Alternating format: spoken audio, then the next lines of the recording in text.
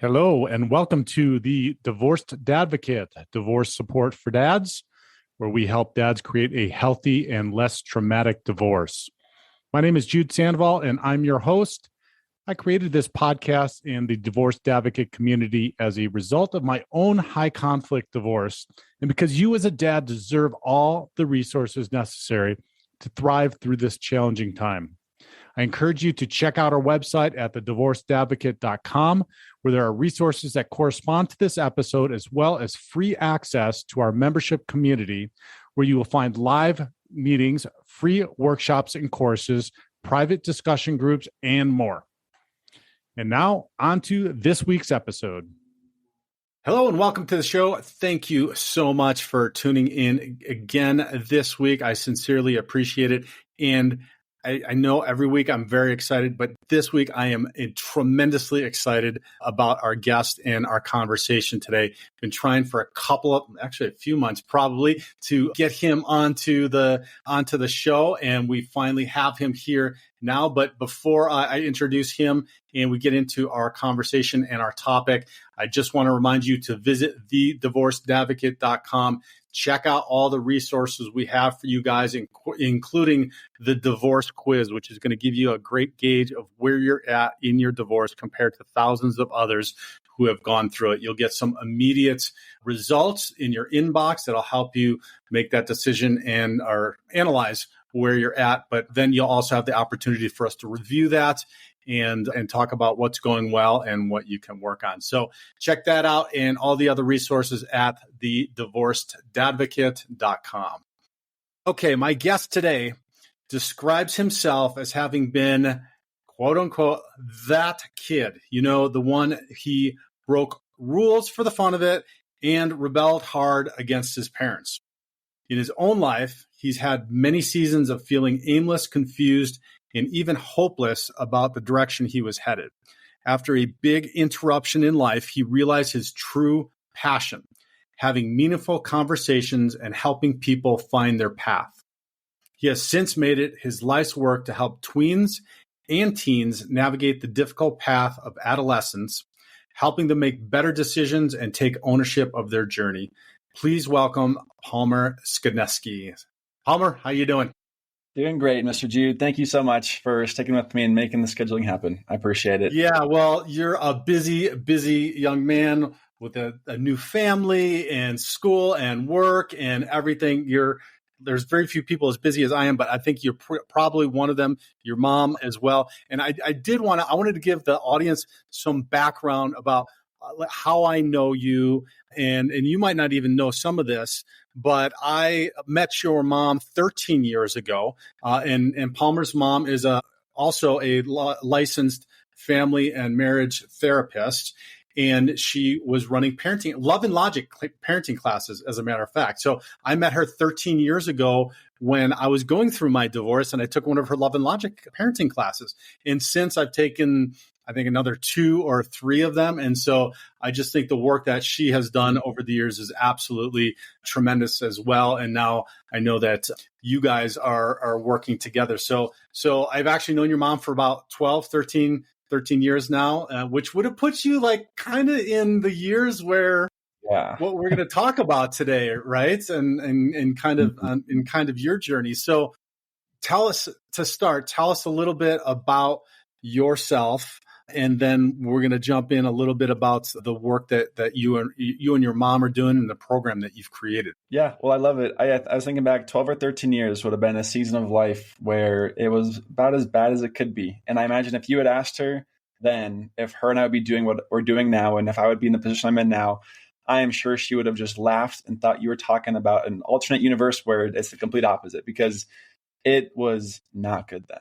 And so I'm sure we'll get there, but to kind of share about let me just myself. say something to that point, Palmer, because I remember her talking glowingly about her family and her and her children through all of the classes, and she would share. And so she is really the consummate professional in how she handled herself, because knowing now, right, what she was going through, and I've learned a little bit more. I also had the opportunity to listen to you and her talk. You guys do a talking engagement. I've actually had my daughters go to the Parent Information Network at the school district, and they've listened to you and her do your presentation together. So, but knowing that's amazing. That story now and looking back, it's just remarkable.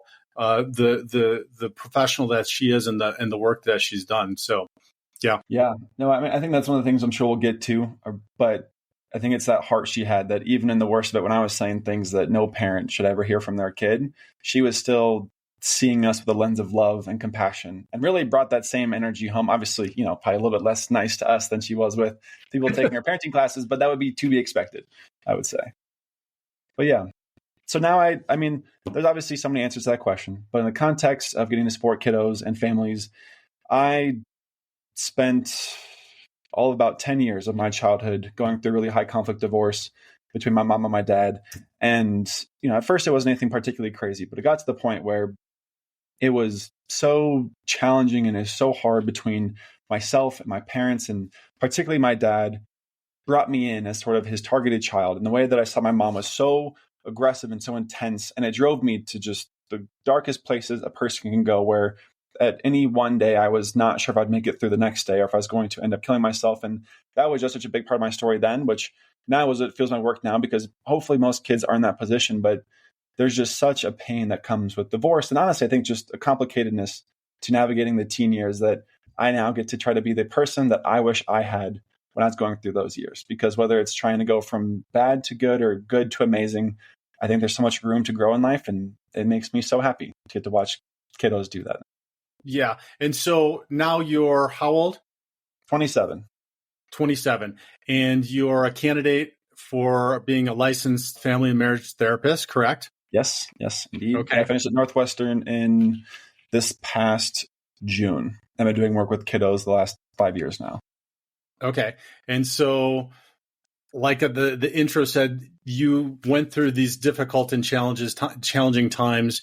And I think maybe we'll touch on it. It depends, but you had some significant stuff go on, and some significant issues in your teen years when you were going through that.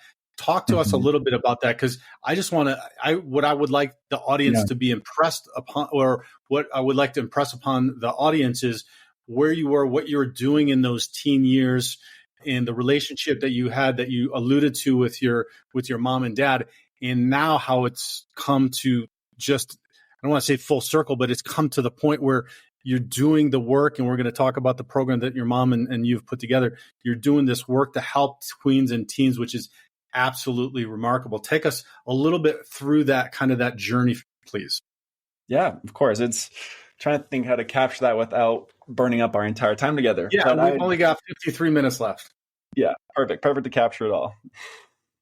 Yeah, I think if I go back to the parts that usually seem to rise up when I think on this story, is I was 8 or 9 when my parents got divorced. And at the time, I didn't know necessarily the full extent of that, but I definitely understood the weight, because even at that age, I was starting to talk about wanting to hurt myself. And I would I would want to hurt myself, but in ways that didn't necessarily make sense. I would talk about wanting to put myself in the oven and do these other, kind of like morbid things.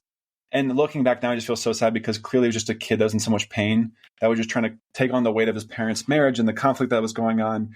And that was just never going to be sustainable. And so that was kind of I would say the suicide piece, or suicidality piece, was such a consistent theme through many, many years of my life. And I would say from 8 to 12 or 13, the progression between my parents built. My dad, he is my dad. I still love him, but there are still significant challenges there and barriers between the two of us. By the time, I never realized that, but he was what I think we would probably call a pretty severe alienator, where I was his targeted child. My mom was a targeted parent, and he would use me as a weapon against her. And he would not be the person that you would ever think is some big alienator. And even to this day, I don't necessarily hold him fully accountable. And so as I talk about it, I just want to do so with a level of grace and compassion for what drove him to have the challenges that he did. But for many years, my grades started to decline. And I've got a folder somewhere in my office where it is essentially the Palmer fun folder, where it's all my suspensions, my detentions, my report cards that were C's, D's, sometimes F's, where it was nothing in there that would indicate anything but a pretty grim future for a kid. And so for many years, my dad would fill our heads with narratives of, anger, and it was very subtle towards my mom, but that would drive me to wanting to hurt myself or kill myself. I honestly think more days than I didn't. I think that I spent more nights in bed wanting to escape the pain than I did feeling any sense of excitement or freedom towards life. And I just felt alone. I never had anyone turn towards. My mom was just swept up in the divorce, doing what she could to survive this consistent barrage from my dad. And my dad was using me. And so while I, maybe felt like he was in theory or on paper there for me, it really wasn't. I was there for him when he needed me to be there for him. I was kind of forced to carry his emotions. And so it was just a lot of years of being a scared kid who didn't have anyone to turn to and tried to figure it out on their own. And I think a 10-year-old, 12-year-old trying to figure out all of that by themselves is not going to go well. And it didn't. Very, very clearly did not go well. Yeah. And Go ahead. Yeah, go ahead. I was going to jump into the piece of kind of where that all intersected, which is where things really changed for me. And that's when I was 15 years old. My dad ended up losing, he was on a bunch of different contempt charges for no contact orders, non-disparagement clauses, and just kept breezing through those because he believed that he was fighting the good fight, standing up for us. But ultimately it was his own agenda being served for his own, whatever the reasons may be. And he ended up losing custody. It was at first supervised, and then it was no custody at all. But he would do things, like buy us burner phones. He would meet us on the way to school and kind of have us truly go down alleyways to talk and to meet us, and would continue to encourage us to meet him where he was at and the narrative in the world, the story that he was telling. And then it got so bad to the point that I had no love for my mom. My life felt like it had to be one without her because I saw her as such a threat to my physical and mental safety that there was times where I really did wish she was no longer alive, because my brain was like, it cannot comprehend the damage and evil she's caused based off what my dad had told me. And as a kid, I didn't know how to sift through the noise. And so he ended up being sent to jail by the judge. Mm-hmm. And then a couple of days later, I was sent away to a treatment center where I was gone for the first place was 5 weeks. And the second place was 7 weeks. And that was essentially to try and get me a fresh start, to catch my breath, to remove me from the system I was in, and see if maybe there was still a kid inside of there that could be saved from the pain that he was put through. I would say that was a pretty big turning point that led me to where I am now. Yeah, for sure. And I know that a lot of the dads that are listening are dealing with alienation. Like I mentioned to you, it's probably one of the top 2 or 3 things that guys come to the community looking for some support around. And we talk in detail. I don't know. We're not going to get into clinical side of stuff of what the alienator is doing and what their mental state is and how they truly believe what they're doing is right, and how you as a kid are protecting yourself in distancing yourself from the alienated parent. Like, we're not going to get into that, but you do have a really powerful quote on your site that says the single most important factor in my adjustment was how safe or unsafe they made me feel about loving both of them. Can you unpack that for me a little bit? And what does making a child feels unsafe to love both parents actually look or sound like? Yeah, I mean, that's definitely a great one to highlight. It's such a sad question that's in consideration, and parents so often would never think that that's what's on the table. And I was going to even add, like, my dad would say the words, "I hope you boys love your mom." And then in the same sentence, he would also say, "But she's evil and trying to put me in jail, and she's the reason that this person was killed," and would go down this whole other path. And so it's such a challenging thing for my brain to comprehend. But in terms of that specific quote, I think that the way that a parent can make a kid feel unsafe to love both parents is if they do things along those lines, but even more subtly a lot of the time, where they imply that the other parent has wronged them, that they've done something wrong to the kid, or by the other kid loving the other parent, it might be offensive, or it might be hard for the other parent to hold.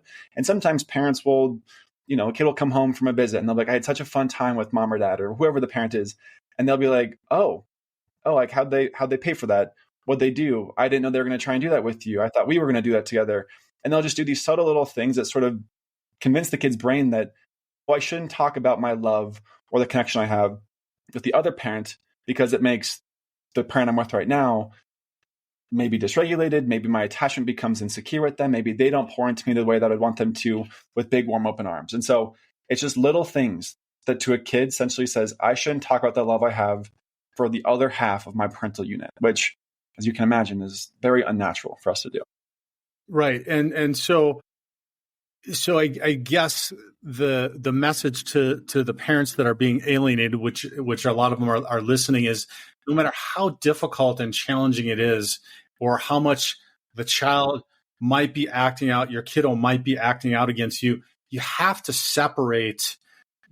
You have to separate the challenge that you're having with your ex from the relationship that you're having with your kiddo, because it'll, if you don't, it's going to have a negative impact, even if you are the one that's alienating. And now your story is I hear lots of horrible stories. Yours is a horrible story too, right? Like of extreme alienation when a parent actually even has to go to jail, and then you're literally brainwashed, right? You're literally brainwashed against that parent, and it doesn't mean that you don't love that parent. And that's the thing that I try to emphasize with lots of the dads is, even if they're not seeing you, et cetera, that it is literally self-protection.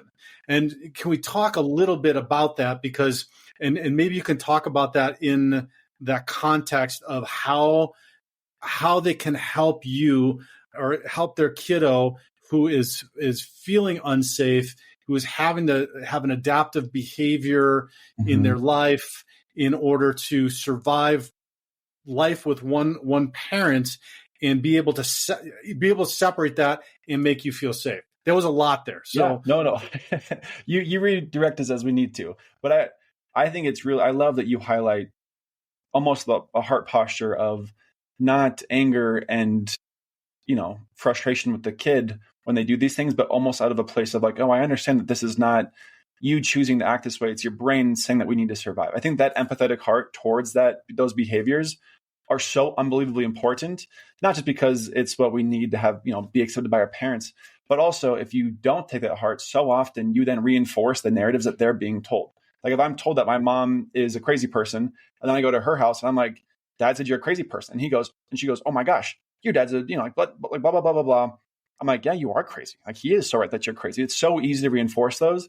And so I think that heart of like, my kid doesn't want this. Like my kid is in the middle of it. They're being targeted. They're being attacked. I need to be the rock for them that they can come to, where I can hold the weight that they're trying to expel the pain in their life, and I can receive it, because that will change so much for them if they can feel safe with you. And, that's very hard if your kid's saying, I hate you. I hope you die.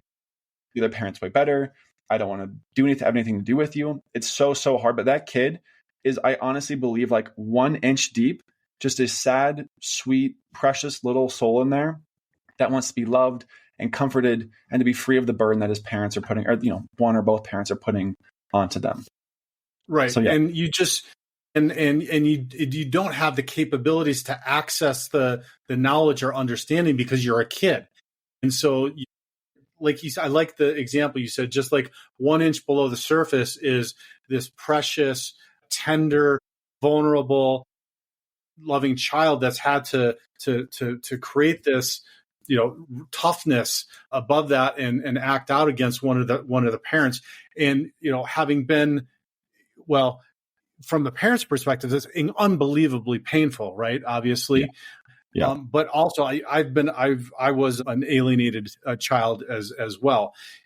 It is so confusing as a child, because you just don't know, and you look to your parents for, this is what parents are, right? They're helping guide you mentally, emotionally, helping you learn how to manage your feel, like all this stuff. And when something like this is happening, there's at least one of the parents that is not doing that and is actually creating damage to them. So really, if you're the alienated parent, it is so, so important to try to understand where the kiddos are coming from. And you're not going to get that answer from them, right?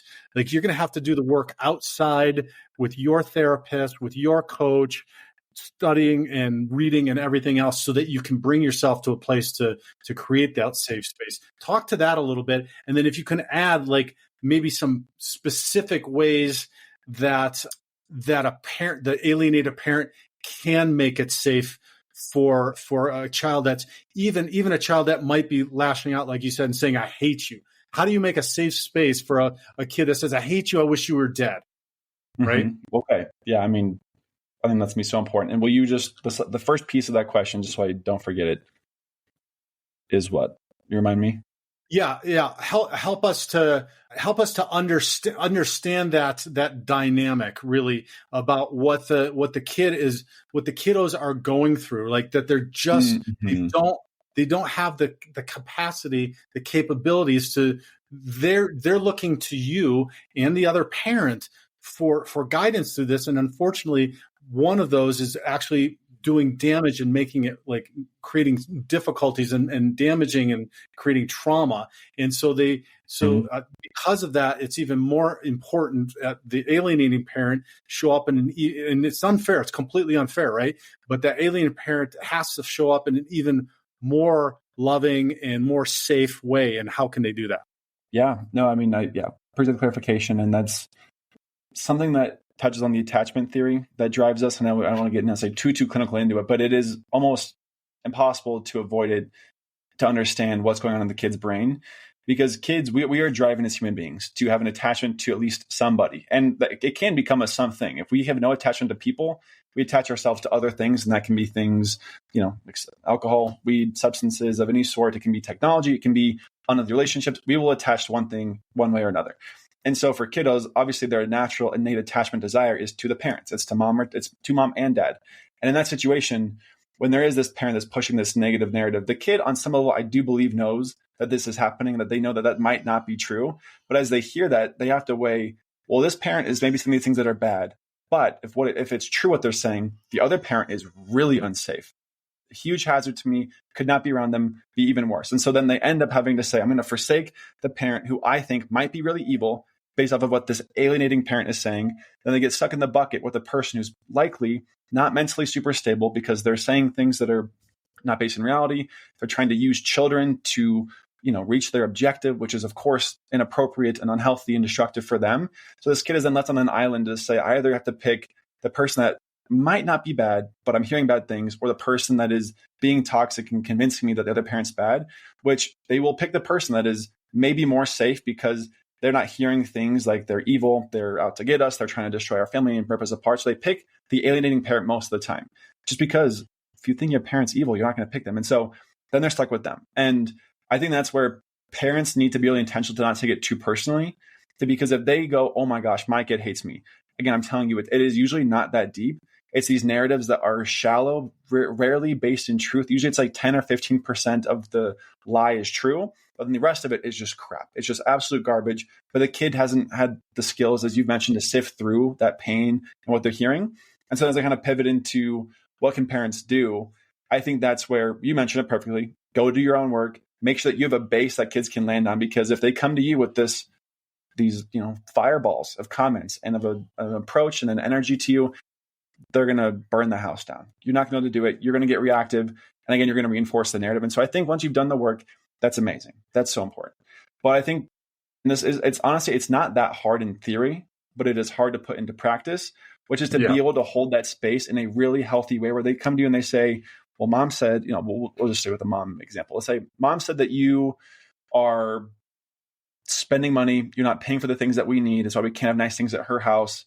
And, you're over here going on dates or taking trips, or you're just living the best life you possibly can, the bachelor that And for a kid, that just feels so hurtful. If they hear that, it's like, my dad doesn't care enough about me to make sure that I have the cleats I need for practice, or that we can go on a trip with mom, or we can do, pay for my school fees, because it's just these small things. And so one of the things a parent can do, and you have to make sure you're intentional to not reverse the alienation and just do it right back at them, is say, oh, can you share more?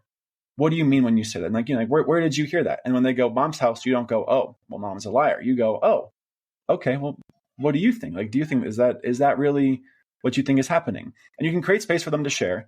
And again, it can be easy for that to, based off how you respond, how you look, if you're giving them the stink eye, whatever it is, in their own head, it will do reverse alienation. So you have to, again, be so grounded and just assume that you are collecting data from your kid to understand the perspective. But in reality, you're helping them unpack what is likely this heavy load of lies that they're trying to carry. So I'd say that's, I don't know, the one you can do every single time.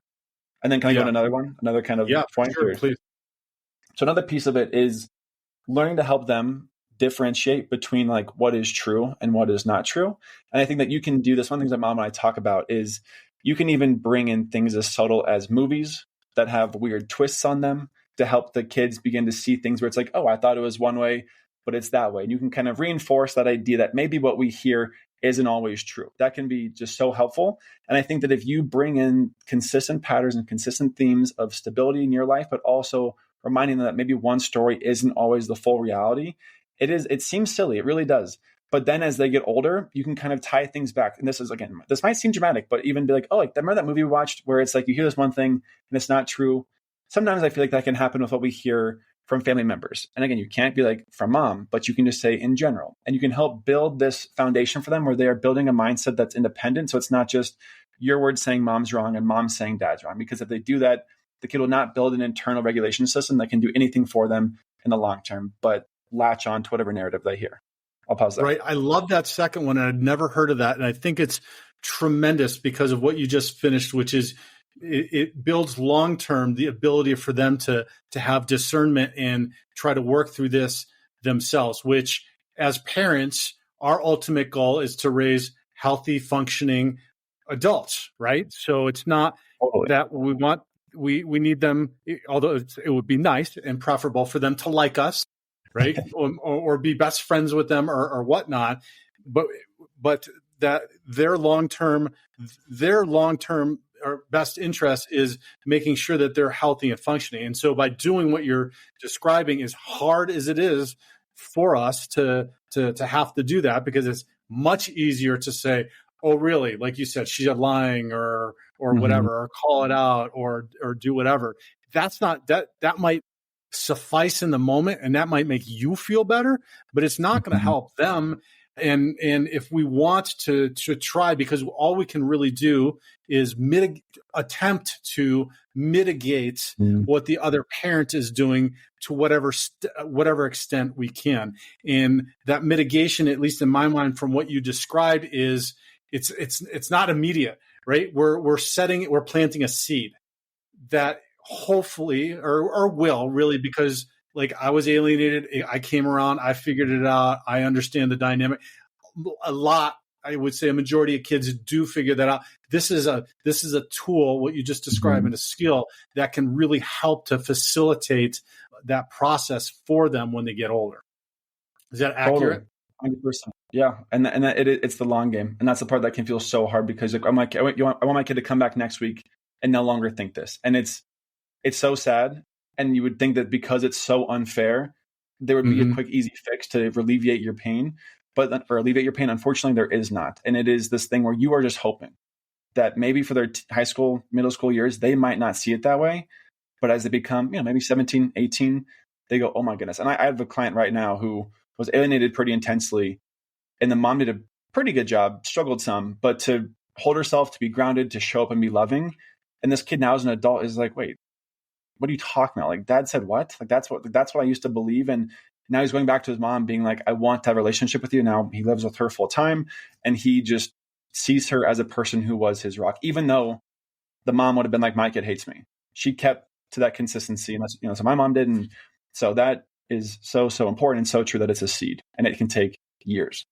So it's hard. So very hard. What was for you, what was that turning point where maybe that seed started to sprout and you started to shift? And is there anything as an alienated parent that we can do to help facilitate that? Stay with us. We'll be right back. Hey, this is Jude with a quick reminder about the Divorced Advocate Foundation for Fathers, which is our nonprofit that helps dads through divorce with legal education, free or reduced cost coaching, and mental health resources. If you own a business or know someone who does, there's an easy way to help by connecting credit card processing through our partner program. Part of the fees go straight to the foundation with no added cost to the business, and 98% of businesses are actually able to save money on their processing fees. It's a win-win.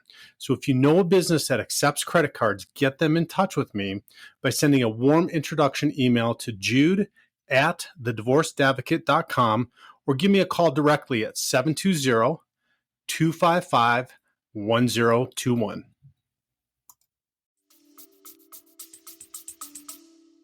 Yeah. I love that question because it really is like, one of the things where hopefully we mitigate it so alienation never happens. That's ideal. That's parents being super intentional from the get-go, marrying someone that's not going to potentially do that down the road. But that is oftentimes not the thing that we're fully thinking about when we're young and in love and finding our life partners. And so when you are in that position, I believe one of the best things you can do is to find somebody that is going to be a part of this kid's life that's based in, is grounded, is smart, is not going to necessarily serve one parent or the other, but is a pretty solid foundation in just objective reality to be there in that kid's life. Because for me, when I went to the treatment center in Utah, it was one of the probably best psychologists and therapists and psychiatrists in the entire state of Utah. But the person that made all the difference for me was a random worker there who was essentially just a hired body to make sure kids didn't attack each other, named Alex. And Alex was someone that loved on me and he poured into me. And he's like, you're here for reasons that I don't fully understand because it sounds like you just have a really crazy home. You don't have a super, significant neurological deficit besides being, a little bit crazy myself, mostly ADHD neurodiversity stuff. But he was like, you just seem like you're a kiddo who's been lost and needs some love. And I'm going to say those exact words, but he just poured into me. He showed up for me and he helped me find a sense of footing or find a footing with a sense of reality that wasn't based off my dad or based off my mom. But he was like, I care about you. And I care about you having the best reality you can have. And there was one day that he read my file and he was like, Palmer, I think that there's parts of the story that you've told me that I don't know how true they are. Because if it comes from dad, it's one thing. It comes from mom, it always feels biased. But if you find a person that is like a trusting individual in this kid's life, it will mean so much more to them, at least in my opinion, than you ever trying to say the magic words to convince them that mom or dad isn't the big alienator. And so I still to this day, I'm so grateful for Alex. And while not all of my work is focused on alienation mitigation, it is always such a treat to get to be there for kiddos who are in an alienated situation where I can come in and be like, I'm not here for mom. I'm not here for dad. I'm here for you. And if they tell me things, I'll take into consideration. I'll tell you what they tell me because I want you to know that you are first on my list of people that, you can come to me and my trust belongs to you and not to your parents. And just to get to watch kids loosen and melt and just get to be honest with me and not think they have to carry such a burden. So when the day comes, that they go, what do you think of this, Palmer? And I can be like, I think maybe it's not as true as you thought it was.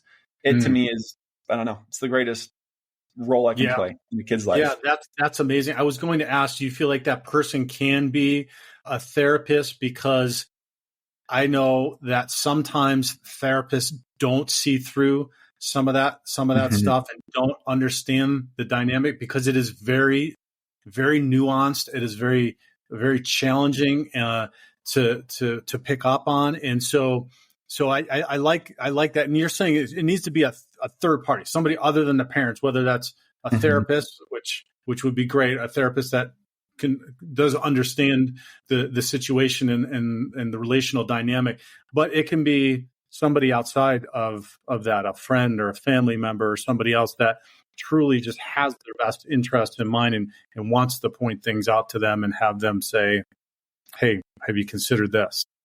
Yeah. And yes, definitely. And that's where you have to be intentional with who you pick, because if my mom picked my aunt, my dad convinced me that my cousins and uncles on that side, or aunts and uncles, were all a part of her tribe. And I'm sure if I was on my dad's side, he's not going to have anyone in his life trying to tell me that, maybe I'm being alienated because they're hearing what my dad is saying. And so that's where it's hard because, again, like you want to be able to find someone that is just like easy, accessible, affordable, just naturally cares about the family. But again, if it's anyone in the family system, the kid can usually kind of buy into one of those 5 or 10% lies that the alienating parent says that, oh, if they say that, that's just because they're on this other person's team. And so I think if you can find like a sports coach, anyone that is as far removed as you can, but still being invested in the kid's life is very important, because my mom, her whole side of the family, I wrote off as a part of the evil tribe that wanted to hurt me. And all the people on my dad's side said, your mom is evil and she is trying to hurt you. And so that's where it's, I don't know, it's a nuance. And you are correct. Some therapists don't see it. They don't account for it. And they might buy into one parent's story. Even my dad's attorneys, hopefully, I don't think they're listening to this, but I met them at a conference recently where they got to listen to our talk. And they were just like, we had no idea that for those 2 years, your dad was lying to us. And they were so smart. They were so smart, so capable, but they still can get brainwashed. And so it's just so important that you aren't just picking willy-nilly, but you are like, this person needs to be able to weather the storms and be there for my kid, even under attack. And that's one I feel very passionate about that piece of it. But I know that we got more to get to. Yeah, that's tremendous advice. And on the note, we always talk in the community that attorneys are very smart at knowing and understanding the legal system. They're not therapists. They don't understand relational dynamics, or at least they do to some extent. But when it gets into high conflict, when it gets into mental, emotional issues, personality, that's where they just don't. We need a whole nother court system to deal with that, frankly. But that's a whole nother whole nother topic that we could talk about, at least from a kid's perspective too, right? And actually, I'll add one more thing to that piece, if that's okay. One real quick thing.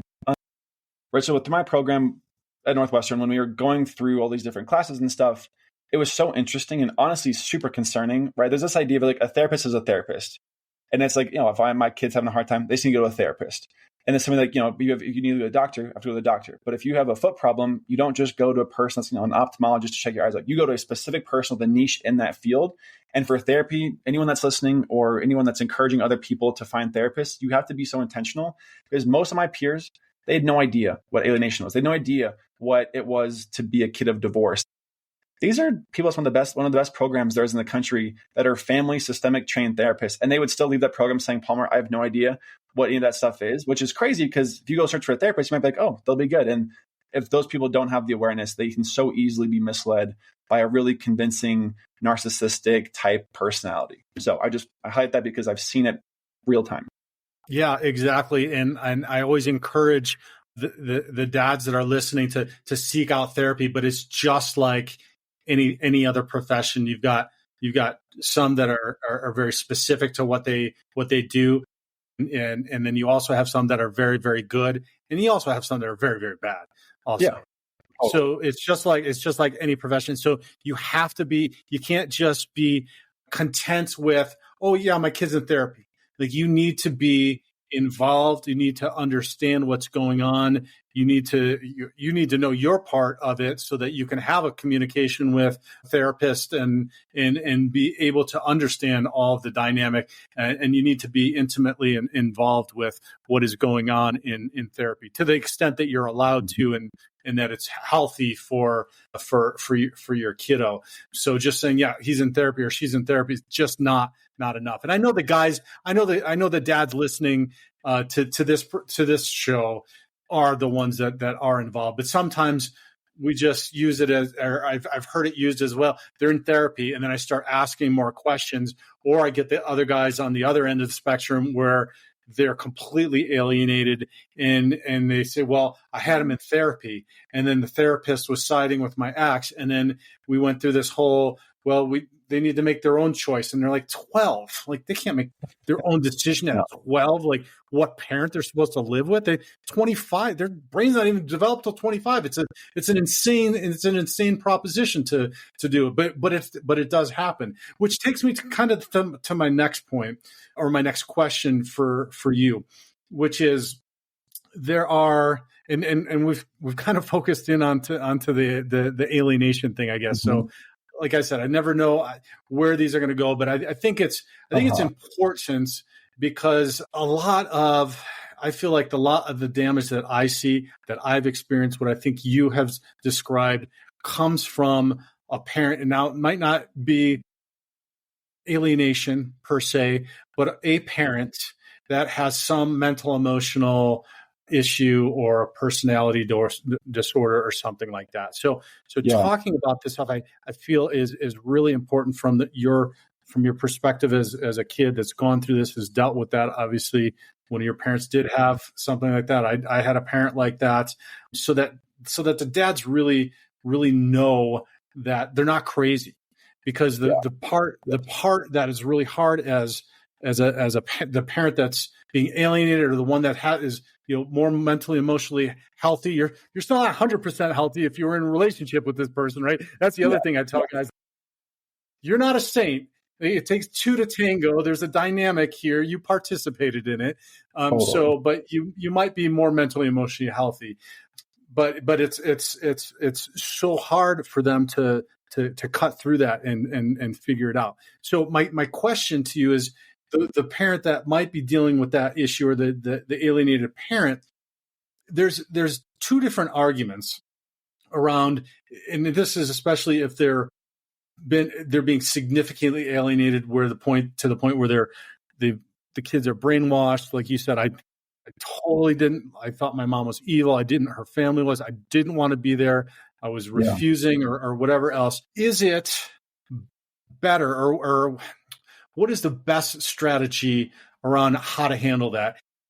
To continue to fight for time with that kid, and to have a relationship with them, and being around them, and have an environment there they can still, even if it's forced, be around you.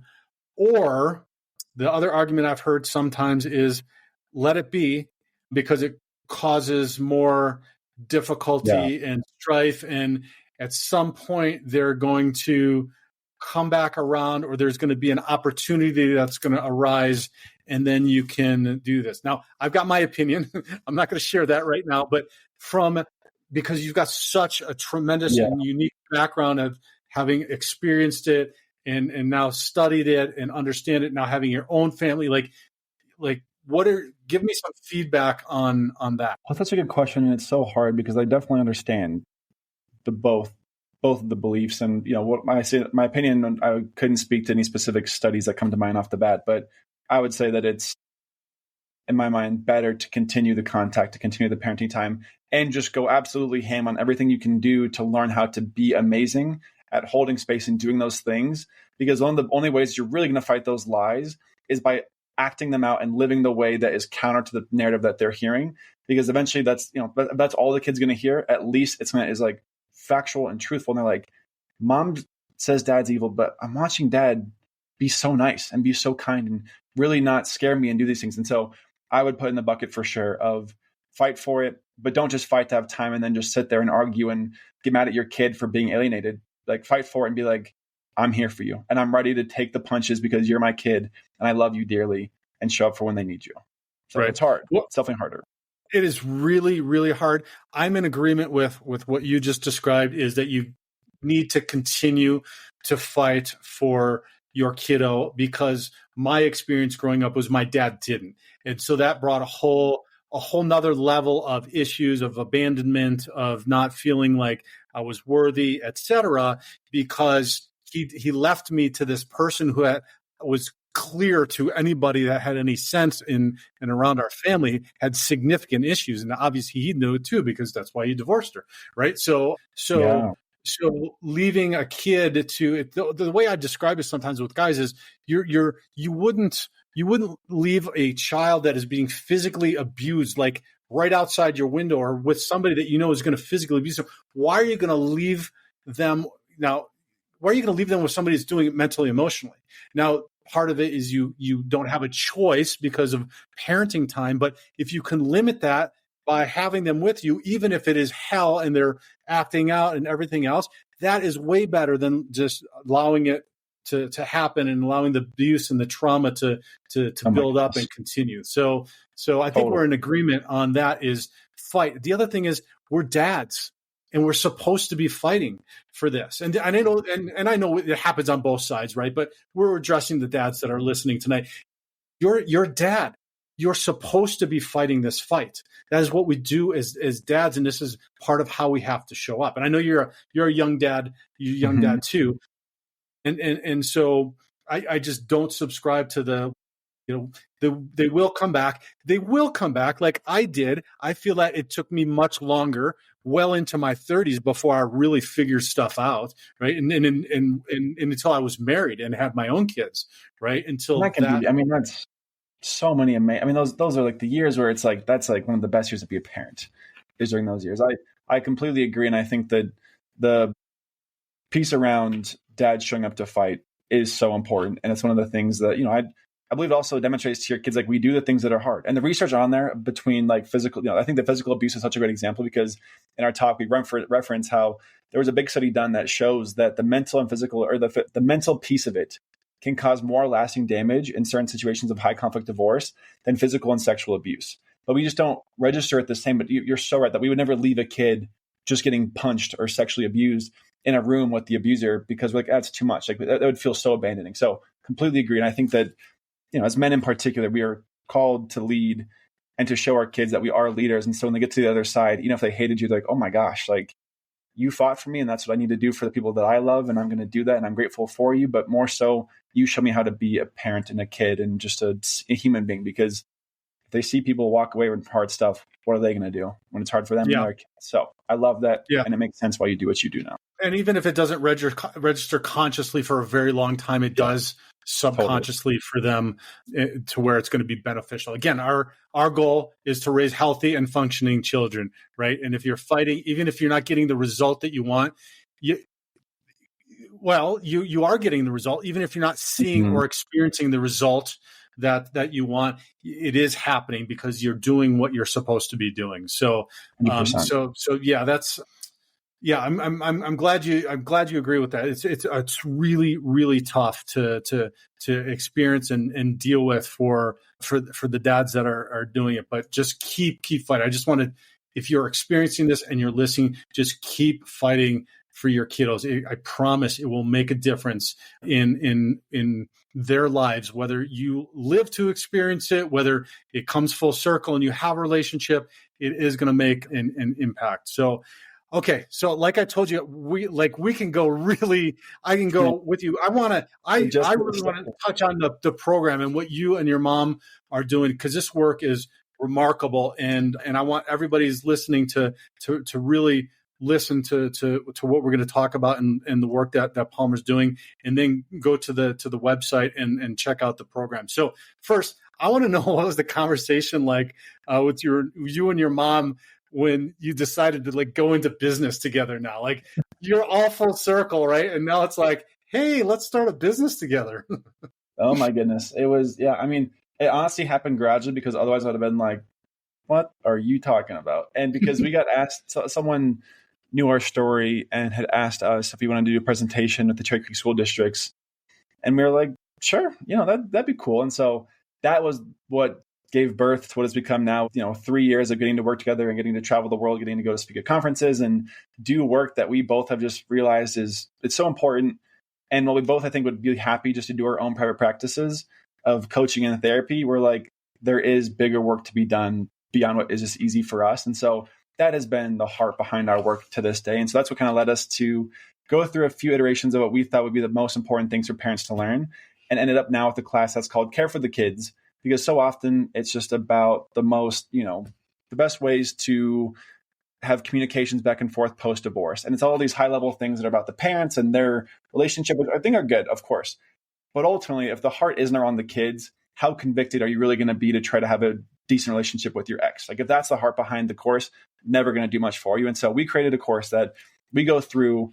I think we interviewed 18 or 19 different people who are divorce professionals, adult children of divorce, parents of divorce, to get to share their perspectives, their advice. And then we go through all of the different, a bunch of research, but especially the techniques and the things that you can do to help make sure that whether you are part of just a relatively mild divorce or pretty ultra high conflict, there are things in there that will help you be able to make sure that your kids get through the divorce with the least damage possible. If not, research shows that if you do it really well, they can grow, be more resilient than kids that didn't go through divorce in the first place. And so it really can be an amazing opportunity to get to be like, I am giving my kid, I'm not going to call it a gift because it's definitely not a gift, but I'm giving them the chance to be stronger and better because of this hard thing. And we get to redeem it through our actions and a loving, stable home.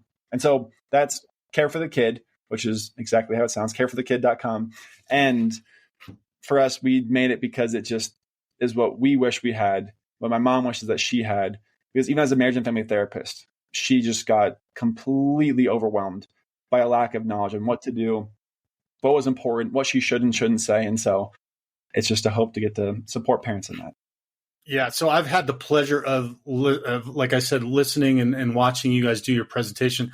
unbelievably powerful. Like I was just Mm-hmm. very, very emotionally moved by listening to both of your stories, which then really listening then to you guys talk about these skills was amazing. And now you've put that all into a formalized course, which is, like you said, specific. So it's not just if you're starting out divorce. It's not just if you're in a high conflict divorce. Like these are tools. And I know you've got, I don't know how many modules there are, but there's modules, multiple modules, and the coolest thing. So it takes from your mom and to some extent your clinical expertise too, right? Obviously your mom's been in it longer, but and then Mm-hmm. also the lived experience. So these are two people from every perspective that then have created this entire program that encompasses everything. And some of it we like one of the modules is caught in the middle, helping your child navigate parental tension, like, which is kind of one of the core issues. One of them is keeping your child talking when it matters most. Like these are the topics of each of these modules. So it is, like you said, it's not kind of this high level stuff. Like how do you effectively co-parent and, BIF method, brief, informed, like those are all good. Right. But this is when it's brutal. This is when it's brutal and you're going through it, and it can help even if it's not brutal. But if it is, there's nothing else out there like this, Palmer. Like I've not seen anything like this from the perspective that you guys are going. This is why I'm so excited to have you on and want you guys to and want you to talk about it. Talk a little. So you were kind of really nice in talking about it. Talk about it a little more, man, because this is seriously an amazing program that anybody is going through challenges in divorce with kiddos has got to get into. Yeah, well, I love it. I know you're being very humble about it, whatnot. It is awesome. It is something that is so needed. That's very sweet. And one of the things about this work is I really never feel like it's from me or comes from me or is about me. And I have a hard time talking about the things that if we make something, because that's not who I am. But it is a course that my mom and I spent, I think it was like 20 months, where we would meet for 4 hours every single week for the first year and then 8 hours a week for the second year. And we would just pour in everything we possibly thought we could need. And we figured out what we needed to put into, I think it's 4.5 or 5 hours in total, of what are the most important lessons for parents to hear. Is everything that we experience in our own lives, from my perspective, from her perspective, what the cutting edge research shows around the impact, as well as the best methods. And essentially is, again, probably it's one of the easiest ways to spend 4.5 hours to make a difference in a kid's life when it comes to divorce. And, I'm pretty sure it costs less than about half of a session with my mom or myself. And so definitely think it is the best bang for your buck when it comes to advice when you're looking to support your kiddos. So I appreciate it. Well, and so it can augment, but going back to what we talked about, which is if you are the parent that's being alienated, you need every resource possible. And there are great resources to work on your mental, emotional states and making sure that you're emotionally stable when your kids show up there.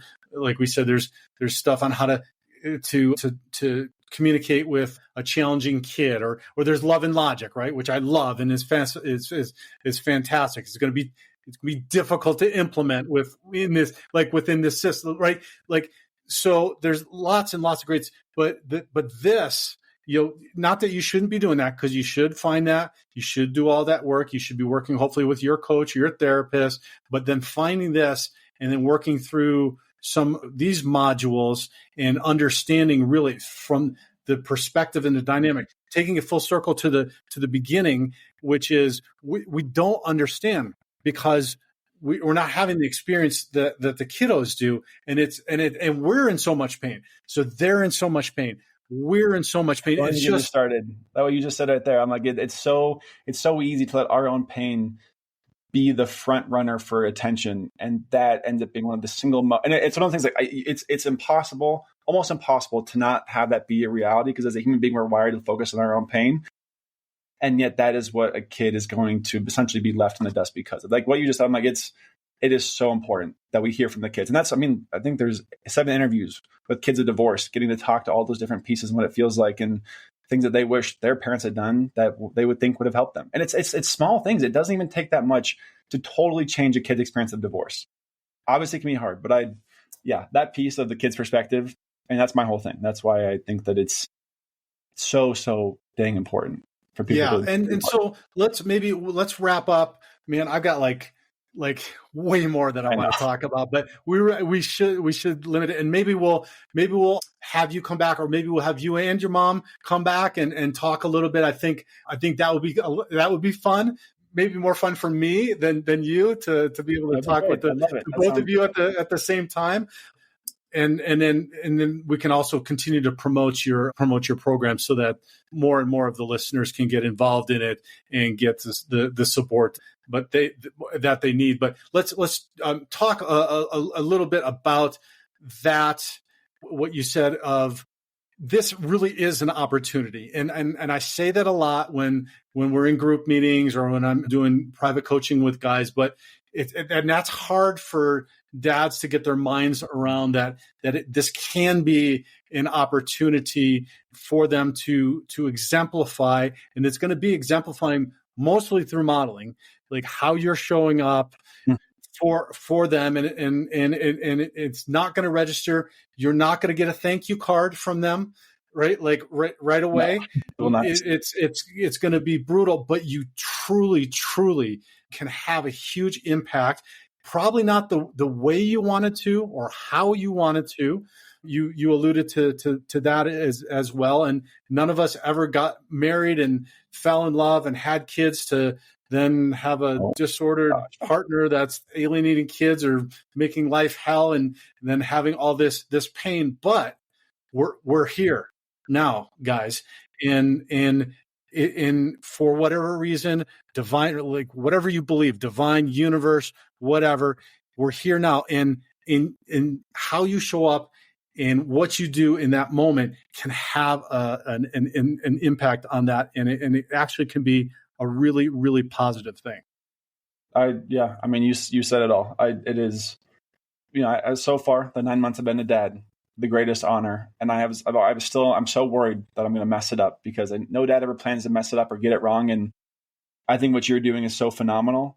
And it is one of those things that it is so unbelievably important because it'll change a kid's life forever. I mean, I had brought so much research with me that would have been more boring to listen to, but the stats on the research about what a single parent can do, or a parent, even just one parent being stable and consistent, even in a chaotic situation of just divorce as is, alienation, high conflict, it can completely change a kid's life. It can, the research shows, there's a Harvard study done, that it doubles a kid's chance of having healthy resilience if they have one stable parent through it. It talks about the brain development. There's so many things. If a dad does a good job showing up, equipping themselves, putting aside their own pride and saying, I want to be the best that I can be for my kids, it will change things forever. And you won't see it for 5-10 years, but you will see a kid that gets to grow up and be happy and have healthy relationships and do the things that you would have hoped for your kid the day you got to hold them in your arms and say, oh my gosh, this is a precious little angel. I'll do anything for you. Like, this is the time to actually do that thing where you're doing anything for them, being a part of what you're doing, finding support of any type, getting your kids support. I love it. I love what you're doing. Yeah.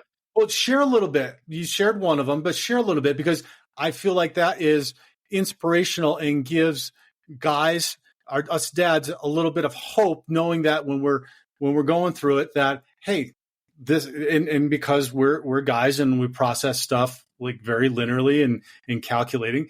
Share some of those statistics with us as to what the benefits are, what your kiddo is going to realize if you do stay in this, if you do show up, and if you do fight for them. Well, I'll kind of read through a couple of my big ones, and then so about 75% of children express distress through behavior rather than words after divorce, acting out, withdrawing, or appearing too mature, which that one is important. That kind of goes back to the whole idea of your kids are saying these crazy words of their actions. What they're doing is speaking to the underlying pain that they're experiencing. It's just a good reminder that we need to not focus on that, but focus on what is the actual important part going on. This one I love so much is father involvement matters more than household arrangement, which essentially is saying that some perfect parenting plan that you spend $1 billion on a PRE, whatever it is, to craft it, is going to do nothing compared to you being present, warm, and able to regulate your emotions with your kids. having one emotionally available parent, according to the REACH study at ASU, which is like one of the benchmark ones for kids' well-being, it shares that having an emotionally available parent can significantly buffer the negative effects of divorce. Children with one attuned, responsive caregiver are 60% more likely to report positive mental health 5 years later. And these mental health themes will carry through an entire life. They do not just happen for 5 years and go away. It's like it will change everything. The impact of parents' divorce on kids is they were 31% more likely to drop out of high school if they do not have a stable parent in their lives. Children of divorce are 2 to 3 times more likely to experience long-term mental health struggles compared to peers from intact families if they do not have a strong, consistent parental father figure in their lives. Another one that I always love is, just safe-based parenting. There's another Harvard study at the Developing Child Research Lab where they talk about just being calm, consistent, and emotionally attuned. And it's been shown to promote healthier brain development, particularly in the regions that regulate emotion and self-control. So you get divorced and your kid starts acting out and doing things, whether it's not showing homework in or doing drugs, it is their brain's response to an underdeveloped prefrontal cortex with a desire to, regulate stress mixed with the underdeveloped part of their brain amplified by divorce. And so there's all these things that it impacts kids so much. And whatever your kid is doing, I promise you, it's not because there's some broken, ruined kid. It's because they are in pain. They don't know what to do. Divorce is not a natural process that we go through. We weren't created to be divorced. I don't believe so. We're created to be a family unit that lasts time and gets to be there consistently for our kids. But there's just so much. One that I love because it's, what fuels my work is from the ACEs study, which again is a huge one for the adverse child experiences. But it talks about having one stable, caregiving individual in a kid's life, which can be a teacher, a coach, a therapist, reduces the negative impacts of divorce by up to 50%. Having that trusted person who's there. And so that's why, I do my therapy. That's why I do my coaching, because 50% is no joke when it comes to our kids. We take pills that reduce our risk of heart disease by 12%, let alone things that are 50% for our kids' life. And so, I have 4 pages that are kind of my go-to stats that I look at on a weekly basis to inform myself. But we'll pause there because I know we need to get going. Yeah, no, that's huge. So Palmer, let everybody know how they can access the program. Where do they go to do that? How they can get involved, and also how they can get involved with individual coaching or therapy with you and your mom. I love it. So the course itself is called Care for the Kids, and the URL is careforthekid.com. CareForKid.com. I can spell. And then my personal work is called Skudneski Coaching and Therapy, which is Skudneski, SKUDNESKICT.com. And if you search Palmer Therapy in Colorado, there's not many people with that name, so it'll pop up. But that's to get to do coaching and therapy. And so in many situations, I think kids of divorce honestly just need a coach who kind of is that Alex figure to me, who is a loving, consistent presence, who isn't even in the clinical mental health realm, but is just a person to encourage, love on them, empowering them. I would say I have seen such amazing things come from that coach role, even though it's not a clinically trained person. It's just a person that loves their kid well and is going to show up for them. I've been seeing kiddos for 4 or 5 years now, and it's just I'm going to my first kiddo's wedding. I'm like, it's just so fun. He was 17 when we started. Now he's getting married. I'm like, it's so cool. And so whether it's through that or through something else, a different program, a different person in the kid's life, please, for all the dads, find that person outside of your family, outside of you and the wife or whatever the situation is, to be in your kid's life, to love on them, support them, whether it's me or you want my help to help you find somebody. That's why I do what I do, because I think that every kid deserves that. And it's the biggest treat in the world. But yeah. And I'm going to say, make it Palmer. Go to Palmer. Go to the program or make it your mom and get that help for sure. Palmer, thank you so much for being here. I sincerely appreciate it. Your vulnerability and your openness about your experience and your story, and for choosing to do this work. It's something that we were talking earlier, is there's such a void, and you're trying to fill that as much as you can. So you're truly a blessing, and thanks for sharing with us today. Thank you so much. Such a treat. And, hopefully the dads in your group get to continue to lean on you, because clearly you have got a pretty good read on what it's like to be in the situation that these dads are going through. So thank you so much for that chance to get to talk to them. Grateful for what you're doing. And it was such a pleasure to get to chat. Take care. Thank you. To hear the rest of this episode and access the corresponding resources, visit thedivorcedadvocate.com and become a member of our community. It's free to join and will provide you with the resources you deserve as a divorced or divorcing dad. Thank you for listening. God bless, and I'll talk with you next week.